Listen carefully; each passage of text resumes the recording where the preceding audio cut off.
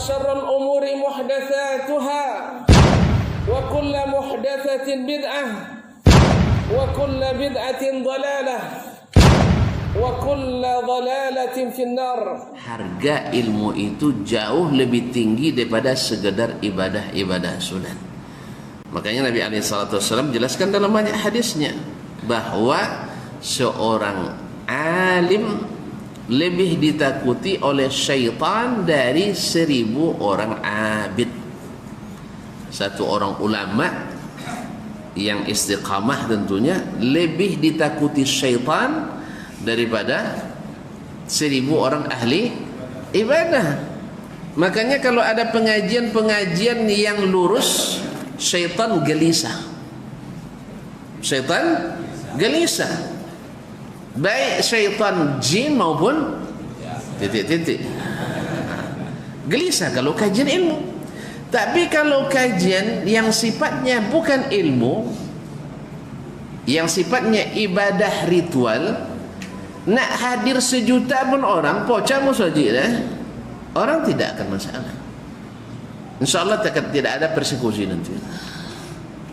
Tidak ada persekusi. Orang pun tak masalah. Yang penting impak lebih banyak. Impak masuk lebih banyak. Tapi kalau sudah mengaji ilmu, apalagi kalau ibaratnya buka kulit nampak isi, kaji lui-lui, nanjole-jole, tak masuk ganggang, tak masuk subuhat-subuhat, itu sebanyak-banyaklah syaitan yang gelisah. Syaitan yang gelisah. Sebab apa? Karena mereka akan kehilangan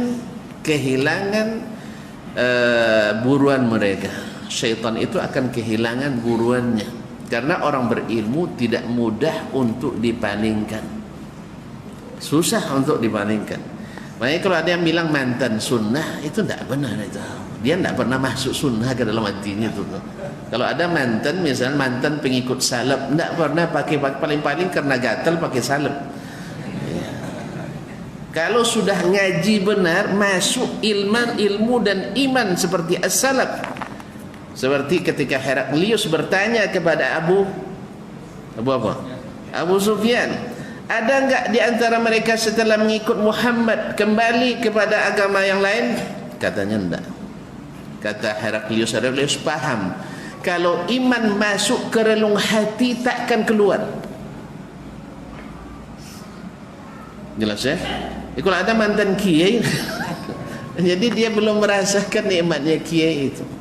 Walaupun kita tidak pungkiri bahwa ada orang yang tersesat setelah dapat petunjuk, tapi belum masuk ke dalamnya.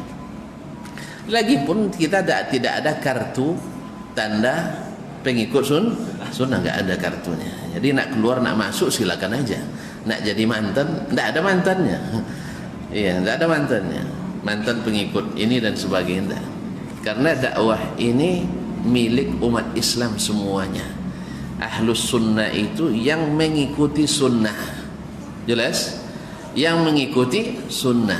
Semakin keras, maksudnya semakin semakin kuat antum berpegang dengan sunnah, semakin kokohlah gelar sunnah itu pada diri antum. Tapi kalau antum setengah-setengah, ada yang pakai las gini, ada yang pakai kobek je tali rapi aja, itu mudah lepas. Maka semakin cepat pula sunnah itu lepas dari antum. Jadi ada yang suka yang original, yang kokoh, dan ada yang suka yang KW-KW, ada yang suka campur, ya suka campur karena suka es, itu urusan antum. Tapi yang namanya as-sunnah itu milik bersama umat Islam. Karena memang Nabi pesankan, bila kalian berselisih paham, balik kepada sunnahku. Siapa yang balik? Kita tengok. Sunnah Nabi itu kan terbagi 3. Masih lupa kan? Terbagi 3. Satu sunnah qauliyah, perkataan Nabi. Yang kedua sunnah fi'liyah, perbuatan Nabi. Ketiga sunnah taqririyah, yang dibuat oleh sahabat lalu dilegalitas atau diberikan legalitas oleh Nabi sallallahu alaihi wasallam. Kita lihat di situ. Ini perkataannya, ini perbuatannya, ini perbuatan sahabat yang bersamanya, ternyata tidak ada di salah satu dari tiganya atau tiga-tiganya, berarti kita katakan berarti bukan sunnah. Oh, tapi kan ada dalil umumnya. Iya, dalil umum. Ada enggak sahabat yang memahami seperti itu? Karena sahabat gurunya Nabi Sallallahu Alaihi Wasallam. Sahabat itu guru mereka Rasulullah Sallallahu Alaihi Wasallam. Oh tidak, berarti antum lebih paham terhadap sunnah Nabi dari sahabat Nabi Sallallahu Alaihi Wasallam, dan ini mustahil.